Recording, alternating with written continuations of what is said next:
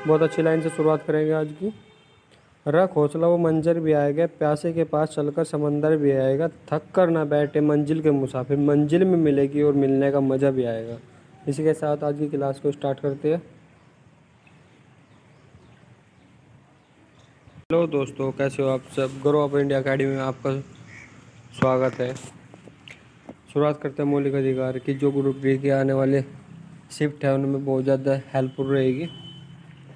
शुरुआत करते हैं क्वेश्चन नंबर 1 से। मौलिक अधिकार।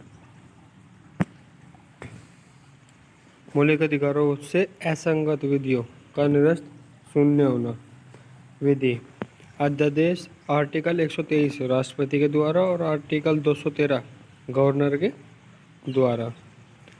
आदेश उपविधि नियम विनियम अधिनियम अधिसूचना। आर्टिकल 13 का 1 में क्या कहा गया है? संविधान पूर्ण विधियाँ। संविधान पूर्ण विधियाँ। आर्टिकल 13 का 2 क्या कहता है? संविधानोत्तर विधियाँ अवैध कोर्ट कर सकता है।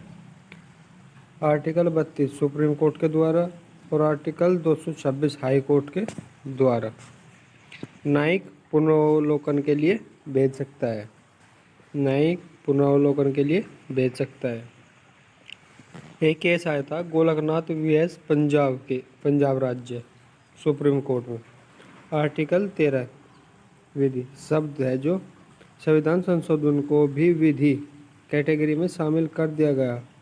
इसे निष्क्रिय करने के लिए संविधान संशोधन 24वां संविधान संशोधन किया गया था 1971 में। इसके तहत 13(4) जोड़ दिया गया था। 13(4) क्या गया था? जोड़ दिया गया था। अनुच्छेद 13 की कोई बात अनुच्छेद 368 संविधान संशोधन पर लागू नहीं होती।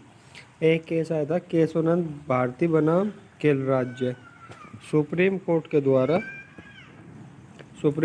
द्वारा संविधान के मूल ढांचे का सिद्धांत दिया गया था। संविधान का मूलभूत ढांचा 1973 केशवानंद भारती बनाम केरल राज्य निम्न को शामिल किया गया था। किसको क्या शामिल किया गया था? निम्न शब्दों को क्या गया था? शामिल किया गया था। लोकतांत्रिक विधि का शासन, मौलिक अधिकार, वयस्क मताधिकार, संविधान की सर्वोच्चता, न्यायिक पुनरावलोकन की शक्ति को कभी समाप्त नहीं किया जा सकता। राष्ट्रीय एकता एवं अखंडता, निष्पक्ष निर्वाचन, पंथ निरपेक्षता, संघात्मक ढांचा। 26 जनवरी 1950 के समय 7 फंडामेंटल राइट थे, लेकिन वर्तमान में कितने हैं? 6 हैं। संपत्ति का अधिकार को 44वें संविधान संशोधन के द्वारा 1978 के तहत समाप्त कर दिया गया है। 13A में जोड़ दिया गया है, लीगल राइट बना दिया गया है इसे। 6 मौलिक अधिकार कौन कौन से हैं?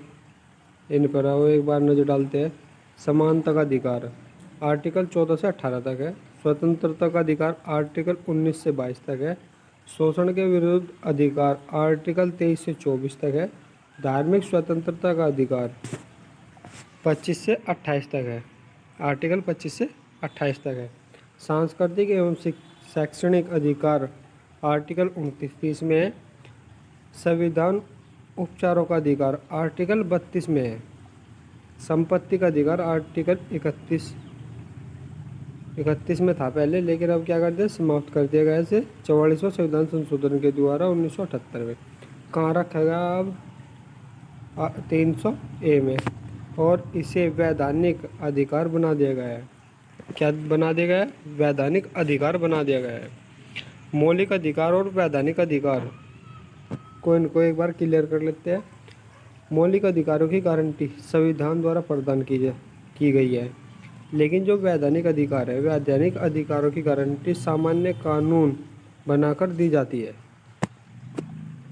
मौलिक अधिकार कार्यपालिका व्यवस्थापिका दोनों से सुरक्षा प्राप्त करते हैं, लेकिन जो वैधानिक अधिकार केवल कार्यपालिका से सुरक्षा प्रदान करते हैं। मौलिक अधिकारों में संशोधन करने के लिए संविधान संशोधन आवश्यक है। वैधानिक अधिकारों में संशोधन करने के लिए संविधान संशोधन अनिवार्य नहीं है। मौलिक अधिकारों, ये बहुत मोस्ट इम्पोर्टेंट क्वेश्चन है। मौलिक अधिकारों से वंचित होने की स्थिति में व्यक्ति सीधा उच्च न्यायालय या सर्वोच्च न्यायालय अपील कर सकता है। ये बहुत ज़्यादा इम्पोर्टेंट क्वेश्चन है।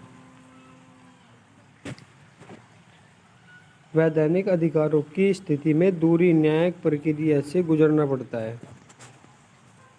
वैधानिक अधिकारों की स्थिति में दूरी न्यायिक पूरी न्यायिक प्रक्रिया से गुजरना पड़ता है।